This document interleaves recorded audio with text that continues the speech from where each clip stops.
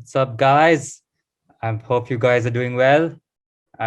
We are here with another episode of the Footy Pod. I know it's been a while since we have uploaded. We've been busy with a lot of stuff, but here we are again to bring you another video. And this is, of course, previewing the last game week of most of the top five leagues. And yeah, we're very excited to present you with this video. With me, I have Zuhair and Tridib, as always. Guys, say hi. Hello, how you doing? That was Salud. that was an interesting hello. Yeah, we've been really busy with exams, guys. It's exam season, so Zohair in particular and Sato, the nerds that they are, they've been really in the groove with their studies, and Dude, yeah, I, we're I I sorry for got the done break. with my exams like a month ago, and I'm Oh, I'm okay. I done with thought college now, man. then why are What you do you still want being a about me? nerd, man? It's Okay, just the okay. effect you have on me, bro. Okay. But yeah, we're glad to be back and excited to discuss the last week, man. It's gonna be clutch in a lot of different countries, and excited to see what happens. All right. But before we get started, I just want to hear Sato's impression of Joey's "How you doing?" Nah, how you doing, man? That's all I'm gonna say.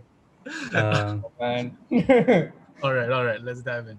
yeah, let's get started. So, we have a lot to discuss, a lot of interesting, title races, top four races going on in Europe at the moment, which is obviously our main focus.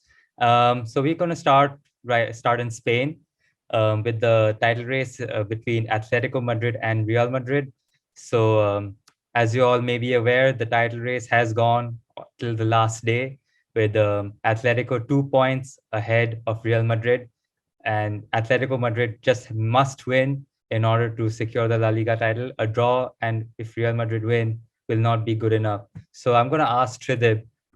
So what are your expectations? How do you see this playing out, given that Real Madrid on paper play a tougher opposition in Villarreal, while Atletico play against Real Valladolid, who are fighting for relegation?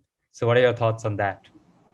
well, I just want to say that I'm going into this last week with zero expectation. But I know that with the roller coaster this season has been so far, there might just be a few tricks down the road. So we might just see Atletico be 1-0 down and then come back to win 2-1 again in the last minutes to set up a really dramatic finale. And I hope that doesn't happen because I don't think my heart is ready for that at this point. But yeah, I'm going into this with zero expectation. I think Atletico are facing the easier opposition on paper in Real Valladolid, but Real Valladolid have a lot to fight for. Firstly, because if they win, they might just avoid relegation, given that their relegation rivals Elche and Huesca are also facing tough trips to Athletic Bilbao and Valencia, I believe. So it's entirely possible that if they win their game against Atletico, the other two will lose and they will stay up. So that's entirely possible. Their owner is also Ronaldo Nazario, and I saw a post today that said that he promised every Real Valladolid player 150 grand uh, if they manage to beat Atletico and stay up. So I'm hoping that Madridismo in Ronaldo really comes out, and Valladolid happen to pull through.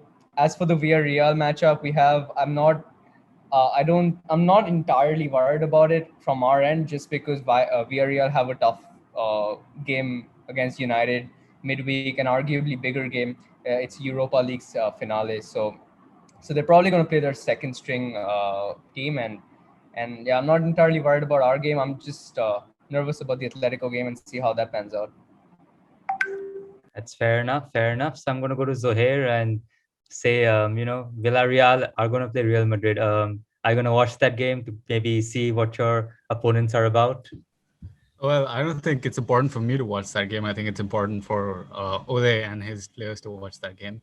But it's interesting that you bring that up because both matches are at the same time tomorrow, both the Real Madrid and the Atletico Madrid match.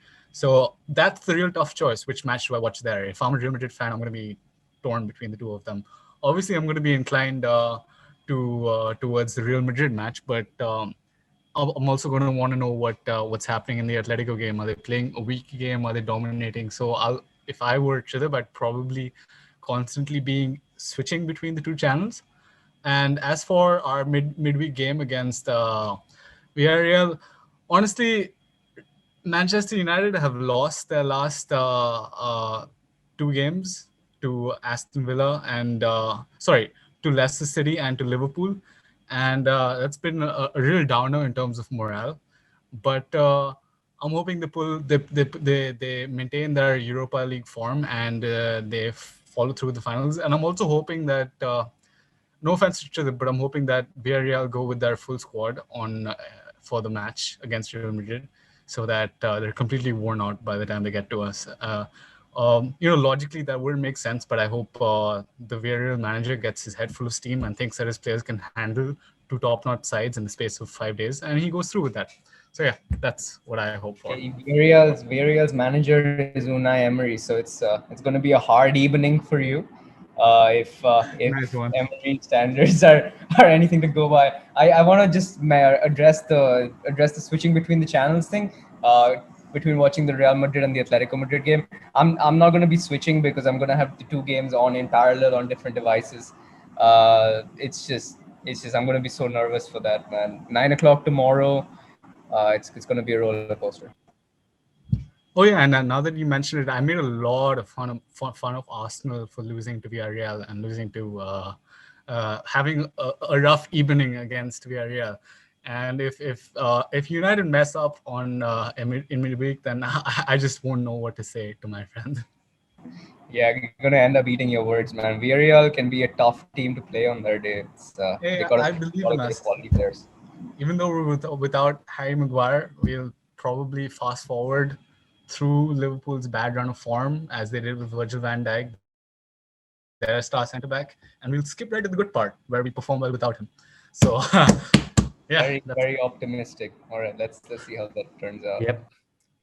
So since you discussed, of course, the two Madrid games which are going to happen, Atletico Madrid and Real Madrid against uh, Valladolid and Villarreal respectively, let's talk about the team which was in the title race for quite a while till I think the last game week or the one before that, I'm not sure. Barcelona, and they've been in the news lately for a lot of reasons, but perhaps the biggest news is that the potential that we will not see Lionel Messi in a Barcelona jersey because he will not play this weekend. So Tridip, given that you obviously are not the biggest supporter of Barcelona, do you think this is the last time we've seen Lionel Messi in La Liga? And if so, what does that mean for the future of Barcelona? Wow, that's a good question, man, and that's such a multifaceted question. Well, firstly, let's address the if he leaves part. I don't think he does. I think the fact that Barca is making signings like Kun Aguero, Memphis Depay, it's a statement to Messi that they can be competitive in the Champions League, that they can have a project that's capable of battling it out on the European landscape with the likes of Real Madrid, Bayern Munich, Manchester City. So I think it's a statement of intent from Laporta to make those signings, and I think Messi might just get convinced by that. His whole life, after all, has been based in Barca for the past so many years. So I don't really see him leaving, but and also I think that if he did leave, his last game against Celta is it was probably a bad way to end it. I don't think that was the way his Barca legacy deserved to be left off. So, but I mean that's not a reason. But I think he will stay. But as to what that means for Barca's future, I'm not entirely sure because it's not if I was in charge of Barca right now, I wouldn't keep Messi just because he acts as a necessary impediment to other players coming in just because of his large wages, right? So he earns like 100 million a year, which is massive, man. It's absolutely massive, and that's taking up a lot of space for in the wage counter, which blocks the likes of Haaland from coming in. And this is something I saw in the Marca article lately, which they spoke about how Barca is now out of the title race, and Marca is a reliable source. They talk about how Haaland is not going to go to Barca anymore just because of their financial situation. and because of the massive wages that Messi takes up. So I think that whoever is like, if I was in charge of Barca, no matter the financial revenue that Messi does bring in, his wages and his age would mean that you sell him off. You might not get a transfer fee now, which is why I felt like it would have been a good decision to let him go last year. You might not get a financial incentive now, but you will clear up a lot of your wage bill, and that could help bring in more players, more vibrant youth, something that's necessary for a very aging Barca squad.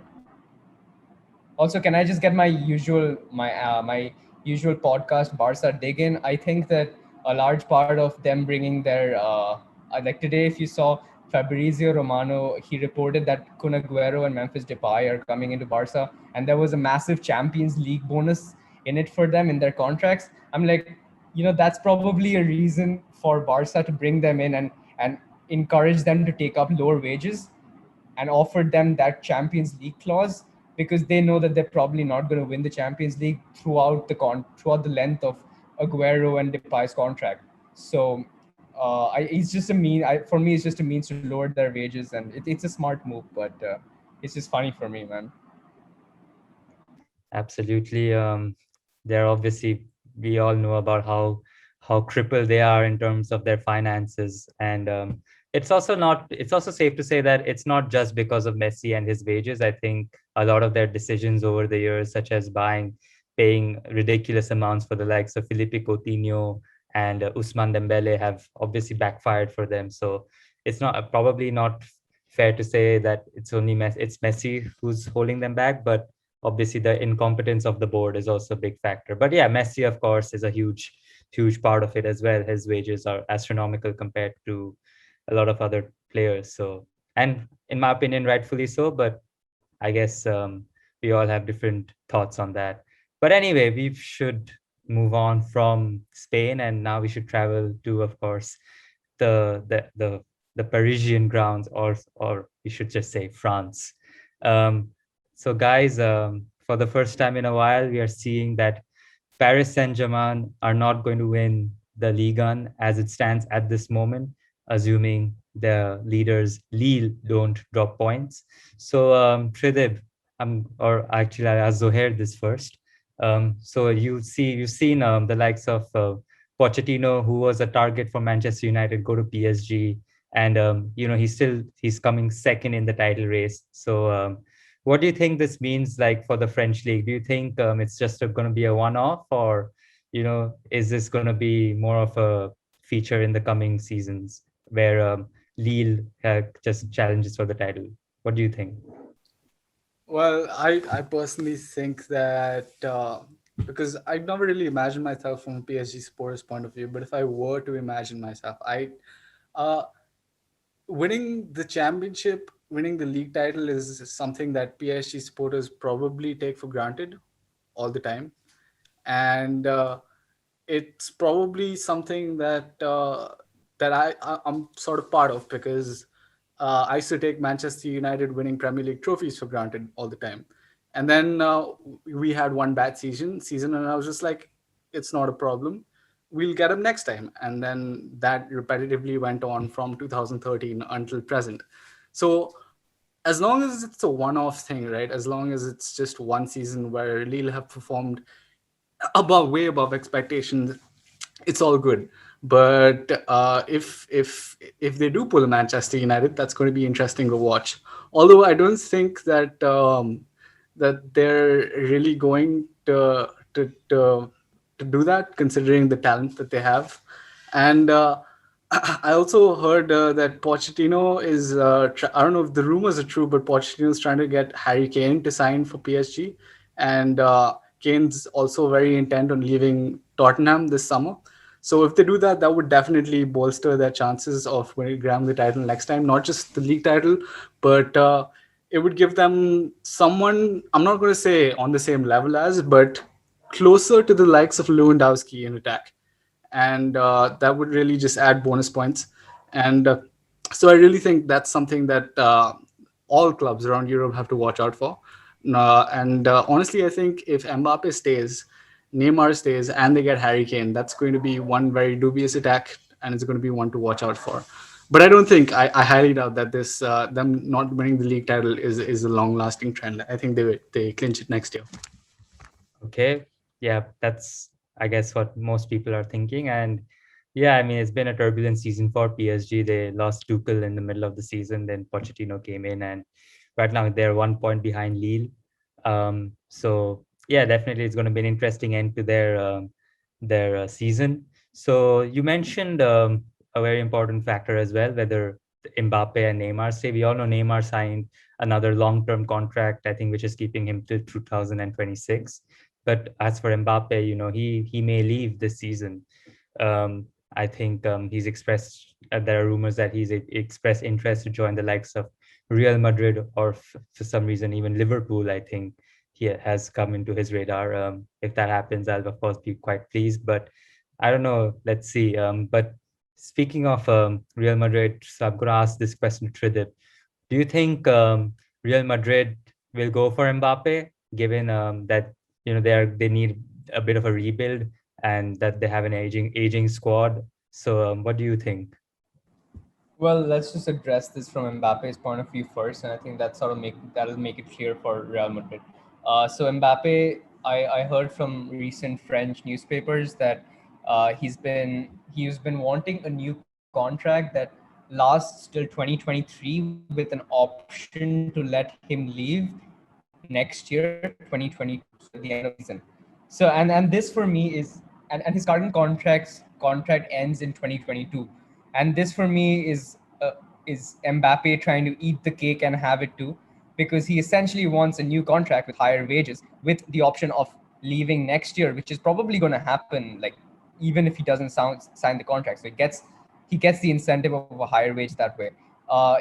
So in the case that PSG don't agree to that, which I doubt they will, I think Mbappe does come next season. I don't this It'll be tough to bring him this season just because of the financial implications and what that might mean for Real Madrid. And it's also important to note that we're struggling as well from our finances. So it's going to be tough to make that move happen.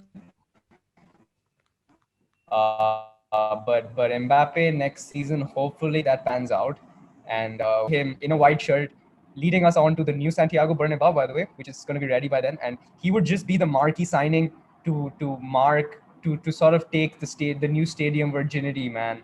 Like, what a signing to take that, dude. Like, Kylian Mbappe walking out onto that pitch with Karim Benzema and potentially Eden Hazard is a mouth-watering prospect, and it's something that Madridistas will really look forward to. Oh So yeah, and we're Mbappe, going to get to see a bit of that Karim Benzema, Kylian Mbappe link up play during the Euros this year as well. oh yeah. So gonna get a teaser for how the future of Real Madrid might look potentially.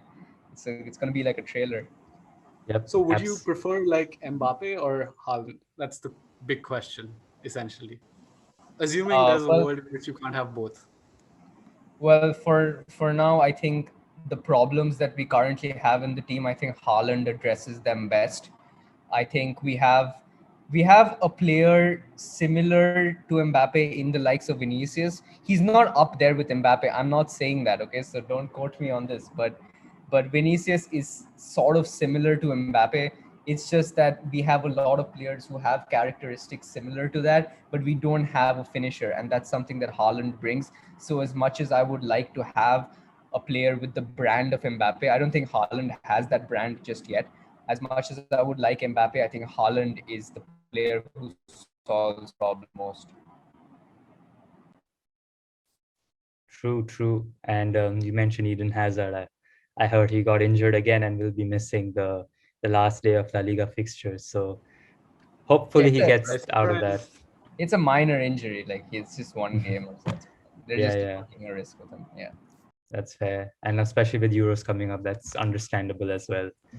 So yeah, just interesting discussion on Mbappe. So we spoke about, One of thing I would course. like to say is Yeah, go ahead. about Haaland. You're saying that he doesn't quite have the brand of Mbappe, but I've seen the guy play, right? And especially in the final of the DFB Pokal Cup against RB Leipzig, uh, the man is an out and out striker, dude. Like I saw him wrestle Upamecano, and Upamecano is no pushover. I saw him just like shrug him out of the way and rocket one past that goalkeeper. Like it was nothing. He just and he's not just a striker in the sense like he's Lewandowski, but he has pace as well. He has strength. He's tall. He can head the ball. So I really think that any team, like I'm talking in terms of Liverpool, Manchester United, Real Madrid. I think all of us would benefit from signing Haaland more than Mbappe at this very moment, given how he's performing. And I think that Mbappe is. I don't think he makes it to Real Madrid eventually. And also speaking of Haaland, this would be a good time to make it into Bundesliga. Sada, would you want to take over on that? Yep. I was just gonna actually segue into the Bundesliga conversation. So as you know, Bundesliga, obviously everything is more or less decided. We know who's gonna finish as league leaders, obviously Bayern Munich, and the rest of the top four is also decided. We have Wolfsburg, Dortmund, and RB Leipzig, of course. Um, it's all more or less decided. But I guess like some of the bigger stories, which of course come from Bundesliga, are just going to be transfers and who goes where and what lies Not to in the mention future. the goal Sorry. scoring. Not to Oh mention yeah, of Jordan. course. Yeah. Of course, Gerd Muller's record was tied in the last match week by Robert Lewandowski. He was given a guard of honor in the middle of the match as part of his celebration, which I wouldn't blame them for. It's quite a remarkable achievement because it's important to note that he did not play every game. He was injured for a while, and Bundesliga, as it is, have a 34 game season, unlike other leagues where you see a 38 game season. So what he has accomplished is just remarkable. And yeah, what do you guys think? Do you think Lewandowski goes down in history as one of the best strikers of all time, or at least this century? Man, honestly, I just wanted to break the record. He has one game left. I don't care how he gets that goal. No disrespect to Jared Muller. I mean, he was great in his time. It's just that I have a certain affinity towards Lewandowski and his style of play, because I was a huge Marco Reus fan, and when him and Marco Reus used to gel back in Dortmund, like that was some beautiful football. So I've always been a Lewandowski fan, and I just want to see him break the record, and no one deserves it other than him. You mentioned it correct. It hasn't been easy. He's been consistent throughout the season. He was injured. He missed out on quite a few matches, but then he came back strong, leveled the record. He scored a hat trick and then took a penalty to level the record. So like that's insane. So yeah, I really wanted to break the record, and I think that he is, like, people talk about Mbappe, but I think in our current generation, he's the best striker that like one could ever dream of having. Right. Nah, So for that me, Danny Ings is better than Lewandowski, man. Yeah, I see both of your faces right now. it's a hot take, man. Zuhair's That's a hot disappointed. take. That's Yeah, a hot take. Liverpool made a mistake by selling him to Southampton, man. Absolutely. Should Massively, dude. They didn't see the Lewandowski gene in Danny Ings, dude. Danny Ings is a Mhm. beast. I don't think he gets enough credit. I think I think that Lewandowski, okay, he's a great player. Okay, don't get me wrong. And I was kidding about the Danny Ings part if it wasn't obvious, but Lewandowski, what you have to understand is that they have massive chance generation for him, man. Like the Bayern, they create a buttload of chances for him every game, and he's also actually been guilty of missing a few. So we have to take that into account. I don't think that his goals necessarily translate into the Premier League or even in La Liga, for example. Scoring goals in La Liga is very tough, just because it's so tight and there is no space available. Um, but I think his 40 goal season in Bundesliga necessarily translates to like maybe a 25, 26 goal season in the Premier League. Uh, I yeah not even a I 33 goal. yeah, go ahead, sir. I'm just saying, not even a 33 goal season. Like, you think Salah is better than him? I mean, Salah did it like once, man, but But he scored 20 plus goals consistently, man. I mean, he's done it for years now. I And okay, yeah, I mean, okay, maybe 33, 35, maybe, yeah, but I just don't think he's gonna like He's actually been scoring like 35 goals in the Bundesliga every season, right? No. What's his average? I think it's around that. I mean, he's one of the few players to have scored 40 plus goals, like, as for the last 4 or 5 years, like along with Lionel Messi and Cristiano Ronaldo. So Right.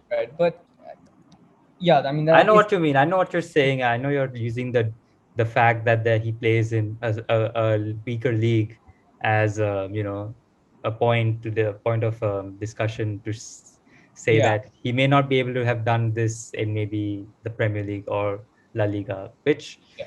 maybe a fair argument. But he's also been doing it against some of the top teams in the Champions League as well. So all Exactly. in all, if you add all of that, and I think he is indeed one of the best, if not the best striker. And I'm talking striker as an out and out striker, not like a false nine or like a winger forward like Ronaldo. Well, you just took Benzema out of the equation. I see what you did there. I respect Benzema, man. I think he's a terrific player. I think he has lots of interesting facets to his game. But I think in terms of goal scoring, I would take Lewandowski. But I mean, that's just a personal thing. So don't get No, too I agree. I agree. From a goal thrown scoring by point it. of view, I take Lewandowski as well. But I think from an overall footballing chance generation machine, I think Benzema takes it for me. I don't think anyone else comes close. But that's just me being biased. So yeah. Lewandowski, it's just a great achievement, man, and I hope he gets the record. He showed massive respect for Gerd Muller by giving him the respect after scoring that goal. He took off his shirt and he put a Gerd Muller thing underneath. So it was very nice of him to do that. And yeah, I hope he gets the record this weekend. Yep, absolutely. I hope so too. Um, but yeah, we've spoken a lot at length about Bundesliga, a lot about Lewandowski.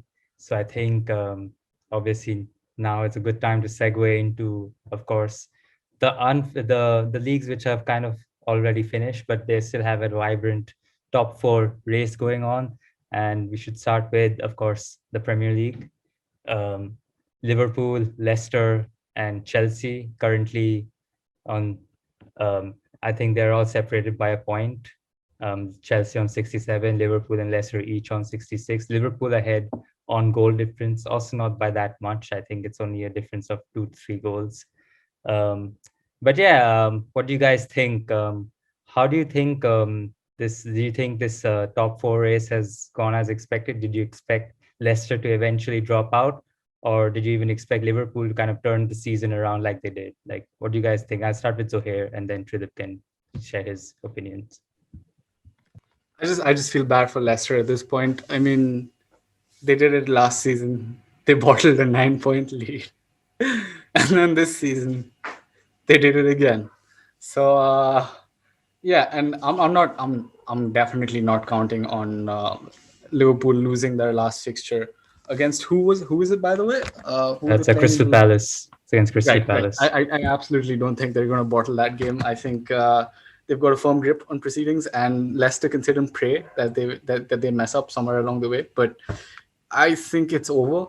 And I saw a post from Jesse Lingard saying that he's going to fight till the very end. That's admirable. Hoping that both Leicester and Liverpool mess up so that maybe West Ham can make the top four. No, But no, I they're think West Ham are actually they can't make the top four mathematically anymore.